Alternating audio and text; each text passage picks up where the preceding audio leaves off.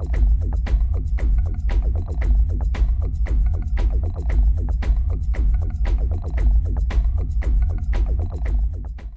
1991, the World Health Organization acknowledged that the predominant source of human exposure to mercury is from your fillings.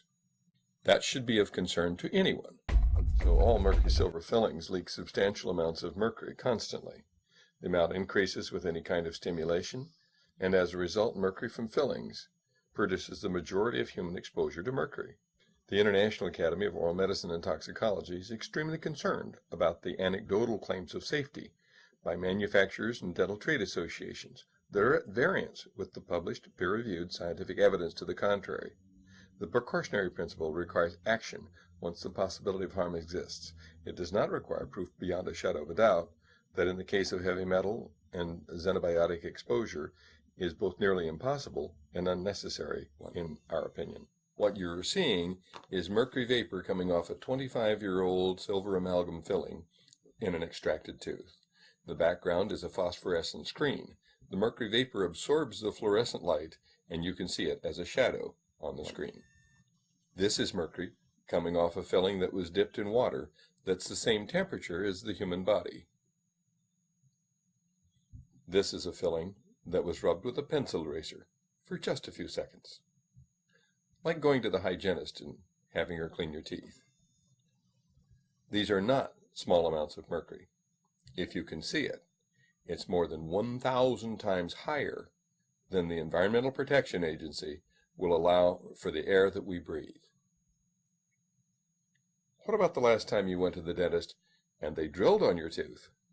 Here is the mercury vapor every time you raise the temperature to 110 degrees with hot coffee or warm water, or even chewed on it. Mercury comes off fillings every time you stimulate them, and that stimulation causes the mercury to continue to leak out of the fillings for an hour and a half at a minimum. Some people grind their teeth. Some people chew gum. The dentist might send an old gold crown to the dental lab to be welded. How about the dental personnel? They're not being given informed consent. Back in 1985, the International Academy of Oral Medicine and Toxicology set out to determine the amount of mercury that was coming off fillings. And here's the graph, showing substantial quantities of mercury were measured coming off fillings. And then we estimated the total dose. And then we began animal experiments and put radioactive fillings in sheep. Mercury accumulated in the jaw, stomach, liver, and kidney of the sheep in just 30 days. Substantial quantities of mercury spread from the fillings to every organ in that sheep's body. Then we measured that the sheep's kidneys dropped in their ability by 60% to clear inulin, an indication of kidney malfunction. Whole body imaging of monkeys found exactly the same thing. Proponents of amalgam fillings claim that sheep chew too much. Well, what's the problem with monkeys? They had mercury in their jaw, kidneys, liver, intestine, and heart. And further research found dystrophic bacteria that were antibiotic resistant cropped up in the intestines within 2 weeks of receiving these mercury-leaking fillings. Further studies have found damage to the ADP ribosylation of brain neuron proteins. In response to the controversy, and at the request of the Federation of Experimental Scientists and Biologists, Drs. Fritzloh Scheider and Murray Vimy wrote an editorial, the first ever in FASEB, that point by point refuted the claims of the amalgam proponents.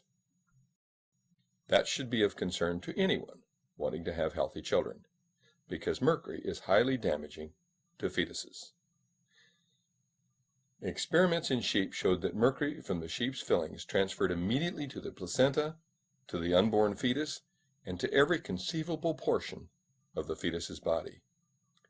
It even increased in the lamb higher after birth from mercury in the mother's milk. There's no such thing as a safe mercury filling. All mercury fillings leak mercury. The combined effect of mercury, cadmium, and lead is just now being investigated, but it's not 1-in-1. It's synergistic, and 1 and 1 may make 100 or even 1,000. Why is that of concern? Over and over again, we've heard that children are exposed to lead from our environment. Mercury in lead is many times more toxic than just mercury alone.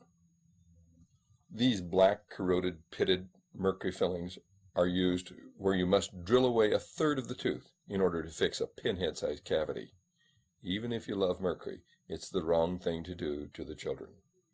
It leads to broken, diseased, root canal extracted teeth throughout the rest of the life.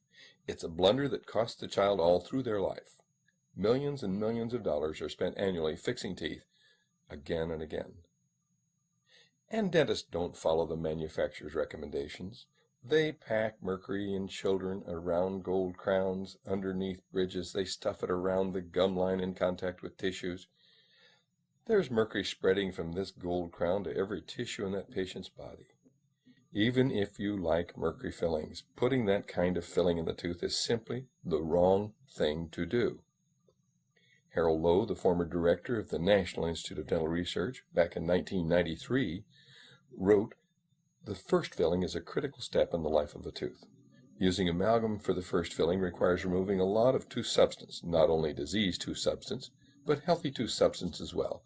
So in making the undercuts, you sacrifice a lot, and this results in a weakened tooth. The next thing you know, the tooth breaks off, and you need a crown. Then you need to repair the crown. And so it continues to the stage where there's no more to repair, and you pull the tooth. With the first filling, you should do something that can either restore the tooth or retain more healthy tooth substance. Use new materials, composites, or materials that can bond to the surface without undercuts. You can do this with little removal of the tooth substance so that the core of the tooth is still there. I would add that the cost of all that dental repair over and over again makes the cost of mercury fillings enormous, even if you don't consider the neurological impairment and the brain damage that they surely cause in dental personnel, and the infertility and the heartbreak that they've caused to so many families. It is the opinion of this Academy that responsible government agencies should prohibit the use of these fillings until such time as their manufacturers produce the alleged evidence of safety. These instructions can be found on the webpage of the International Academy of Oral Medicine and Toxicology. I would recommend that you review them and have your dentist do the same before commencing any procedures involving mercury.